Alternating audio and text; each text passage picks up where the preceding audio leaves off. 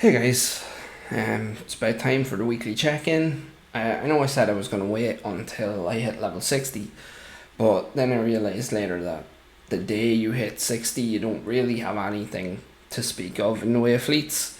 Like, yeah, you have your basic day one ships, but in terms of what you actually want to do, it's not really there.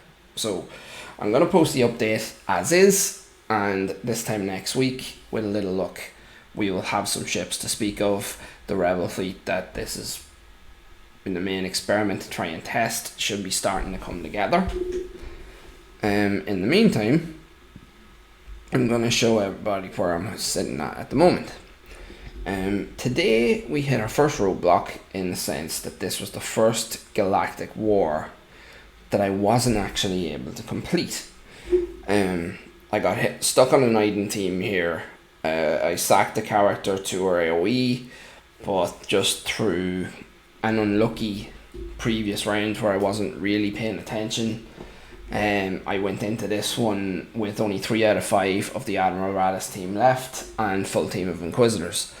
Now, Inquisitors got bodied by the Iden Versio team.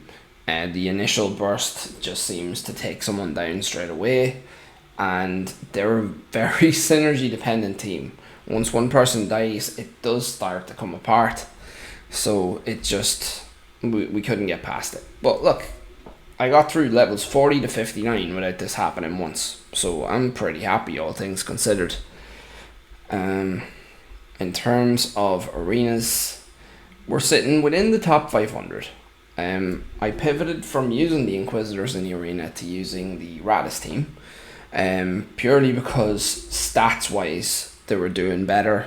They were easier farms for the most part, so they can take a few more hits, they can do a bit more damage than the Inquisitors, and I'm starting to really enjoy the mechanics. The ability to just mass revive with hope is amazing, and especially in arena where you only have 5 minutes, you're only fighting 5 characters, the ability to swing your entire team back halfway through, 2/3 of the way through a fight is huge. It's absolutely huge, and it's won me a bunch of stuff. In fact, the only match I lost after hope is resolved was against Geos, and that was purely because the Geonosian team just stacked on assists. The second somebody come back, Spy just got in there and put them down again.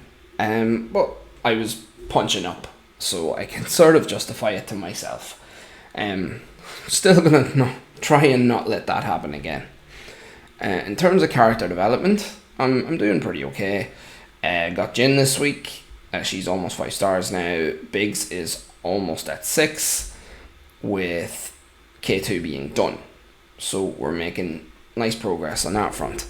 I can now farm everyone that is required for BAM.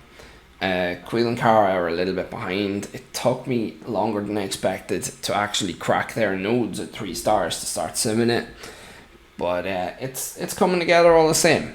In terms of the main light side and dark side teams, it is Radis and it is Inquisitors.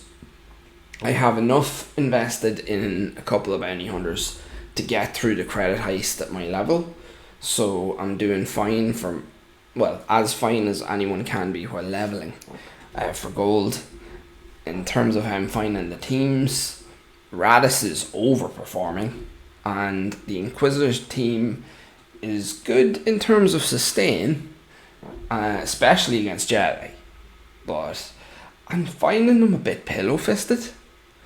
I definitely didn't struggle with Galactic War when I was running through it with Iden Troopers, and getting through it with Inquisitors, it just can feel bad sometimes. Kills take a while. Sometimes you just get something like a Vader and it really takes you down a peg. So I've been running it with Radis' team instead and only bringing in the Inquisitors when absolutely needed, and it's been doing fine. I feel like they might just need one or more of their legendary characters to really be powerful, but we'll see. I'm going to stay the course with them for another while anyway. If I get walled out of bringing them up just by their Cairo requirements, then yeah, we'll pivot. But for the moment, I'm going to stick with it. Their mechanics are really fun, I am really enjoying using them. I just wish that they felt a little bit better right now. That being said, they really do feel like a team where each individual ability level up brings something new.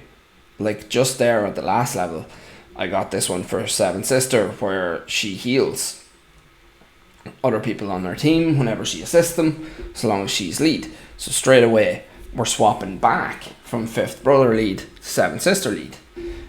You're losing a little bit of tankiness, sure, but the sustain is pretty awesome considering she's a healer anyway.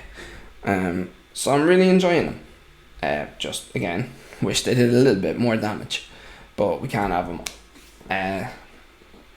But that's going to be it for this week. Next week I should have fleets on the go, and we should have a little bit more to show. So thanks so much for watching. If you're enjoying, like, subscribe, you know the drill. I'll see you next time.